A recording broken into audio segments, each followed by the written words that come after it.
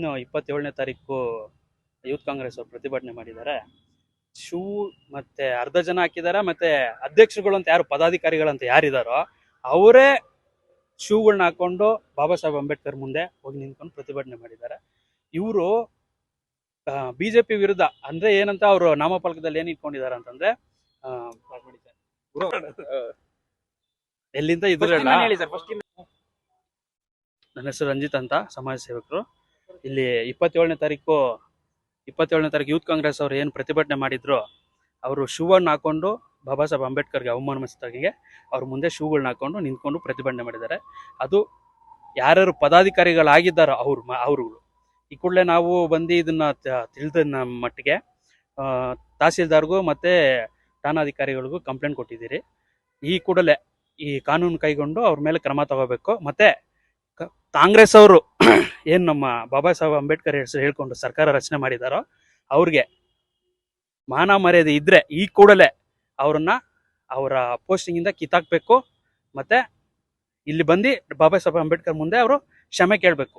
ಈಗ ನಮಗೆ ವಿಚಾರ ತಿಳಿದು ಬಂದಿತ್ತು ಶನಿವಾರ ಸಂಜೆ ನಾವು ಮೊಬೈಲಲ್ಲಿ ನೋಡಬೇಕಾದ್ರೆ ವಿಡಿಯೋ ಬಂದಿತ್ತು.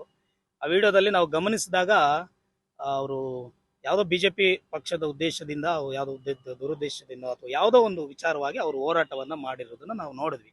ಆದ್ರೆ ಆ ವಿಡಿಯೋ ನೋಡ್ತಾ ನನಗೊಂದು ಅನಿಸಿತ್ತು ಏನಪ್ಪಾ ಅಂತಂದ್ರೆ, ಅವರು ಶೂಗಳನ್ನ ಹಾಕೊಂಡು ಅಲ್ಲಿ ಮೇಲೆ ಹೋಗಿರುವಂಥದ್ದು ನಾನು ನೋಡಿದೆ ಮೊಬೈಲಲ್ಲಿ. ಆದರೆ ನಾನು ಅವ್ರಿಗೆ ಹೇಳೋದು ಬಯಸೋದೇನೆಂದ್ರೆ, ಈ ಪ್ರಜಾಪ್ರಭುತ್ವದಲ್ಲಿ ಎಲ್ಲರಿಗೂ ಎಲ್ಲರ ಮೇಲೆ ಯಾವುದೋ ಒಂದು ರೀತಿ ಹೋರಾಟ ಮಾಡೋ ಹಕ್ಕು ಬಾಬಾ ಸಾಹೇಬ್ ಅಂಬೇಡ್ಕರ್ ಕೊಟ್ಟಿದ್ದಾರೆ. ಆದರೆ ಅದನ್ನ ಯಾವ ರೀತಿ ಉಪಯೋಗಿಸ್ಕೊಂಡು ಹೋರಾಟ ಮಾಡಬೇಕು ಅನ್ನೋದು ಪರಿಜ್ಞಾನ ಅವ್ರಿಗಿರ್ಬೇಕು. ಅವರು ಇವರ ಹೆಸರು ಮುಖಾಂತರ ಹೋರಾಟ ಮಾಡೋದಲ್ಲ, ಮೊದಲು ಅವ್ರಿಗೆ ಮರ್ಯಾದೆನ ಕೊಟ್ಟು ಅವರ ಸಿದ್ಧಾಂತದ ಮೇಲೆ ಹೋರಾಟ ಮಾಡೋದನ್ನ ಯುವಕರು ಕಲಿಬೇಕು. ಯಾರ್ಯಾರಿದ್ದಾರೆ ಅಂತೀರಾ?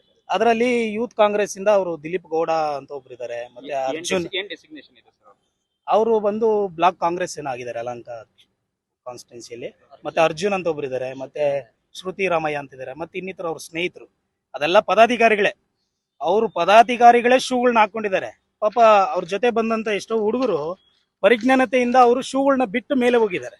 ಆದ್ರೆ ಅವ್ರು ಏನು ಪದಾಧಿಕಾರಿಗಳು ಮುಖ್ಯ ಸ್ಥಾನಗಳಲ್ಲಿ ಇದಾರೋ ಅವ್ರುಗಳೇ ಶೂಗಳನ್ನ ಹಾಕೊಂಡು ಅಲ್ಲಿ ನಿಂತ್ಕೊಂಡಿದ್ದಾರೆ. ನಾನು ಅವ್ರಿಗೆ ಹೇಳೋದು ಒಂದೇ, ಅವರು ಪರಿಜ್ಞಾನ ಉಳ್ಳವರಾಗಿದ್ರೆ, ಒಂದು ವೇಳೆ ವಿದ್ಯಾವಂತರಾಗಿದ್ರೆ ಅವರು ಇದನ್ನ ತಿದ್ದುಕೊಳ್ಬೇಕು. ಒಂದು ವೇಳೆ ತಿದ್ದುಕೊಳ್ಳಿಲ್ಲ ಅಂದ್ರೆ ಅವರು ಈ ಭಾರತದ ಪ್ರಜೆ ಆಗಲು ಯೋಗ್ಯರಲ್ಲ. ಅವ್ರ ಕ್ಷಮೆ ಎಂಥದ್ದು ಇರ್ತದೆ ಅನ್ನೋದ್ರ ಮೇಲೆ ನಾವು ಕ್ಷಮಿಸ್ತೀವಿ. ಅವರು ಕಾಟಾಚಾರಕ್ಕೋ ಅಥವಾ ಇನ್ನೊಂದಕ್ಕೋ ಅವ್ರ ಕ್ಷಮೆ ಕೇಳಿದ್ರೆ ಖಂಡಿತವಾಗ್ಲೂ ನಾವು ಬಿಡೋದಿಲ್ಲ. ಮೊನ್ನೆ ಇದು ಯೂತ್ ಕಾಂಗ್ರೆಸ್ ಇಂದ ಒಂದು ಪ್ರತಿಭಟನೆ ಮಾಡಿದ್ರು ಬಾಬಾ ಸಾಹೇಬ್ ಅಂಬೇಡ್ಕರ್ ಪ್ರತಿಮೆ ಮುಂದೆ. ಬಾಬಾ ಸಾಹೇಬರ ವೃತ್ತದಲ್ಲಿ ಶೂ ಹಾಕೊಂಡು ಹೋಗಿದಾರಲ್ಲ, ಅವ್ರಿಗೆಲ್ಲರಿಗೂ ನಮ್ಗೆಲ್ಲ ಒಂಥರ ದೇವ್ರ ಇದ್ದಂಗೆ. ಅವರು ಸಂವಿಧಾನ ಕೊಟ್ಟಿರೋ ಪಿತಾಮಹ ಅವ್ರು ಮಾಡಿರೋದು ತಪ್ಪು. ಇವಾಗ ದೇವಸ್ಥಾನ ಒಳಗಡೆ ನಾವೇನ್ ಚಪ್ಪಲಿ ಹಾಕೊಂಡು ಹೋಗಕ್ಕಾಗ್ತದ? ಆಗಲ್ಲ. ಅದನ್ನೇ ಎಲ್ಲರೂ ಆಚೆ ಬಿಟ್ಟು ಅಲ್ಲಿ ಹೋಗಿ ನಿಂತ್ಕೊಂಡು ಕೈ ಮುಗಿಬೇಕು, ಫಸ್ಟ್ ಇದ್ ಮಾಡ್ಕೊಂಡು ಆಮೇಲಿಂದ ಏನಾಯ್ತು ಅದು ಮುಗಿಸ್ಬೇಕು. ಅವ್ನು ಮಾಡಿರೋದು ತಪ್ಪು. ಅವ್ನು ಯಾರೋ ಅಧ್ಯಕ್ಷನಿದಾನಲ್ಲ, ಅವ್ನು ಮಾಡಿರೋದು ತಪ್ಪು. ಬಂದು ಕ್ಷಮೆ ಕೇಳಬೇಕು, ಇಲ್ಲ ಕಠಿಣವಾದ ಶಿಕ್ಷೆ ಅನ್ವಯಿಸ್ಲೇಬೇಕು. ಅವನು ಫಸ್ಟ್ ಬಂದು ಕ್ಷಮೆ ಕೇಳಬೇಕು, ಬಂದು ಕೇಳಲೇಬೇಕು ಅವನು.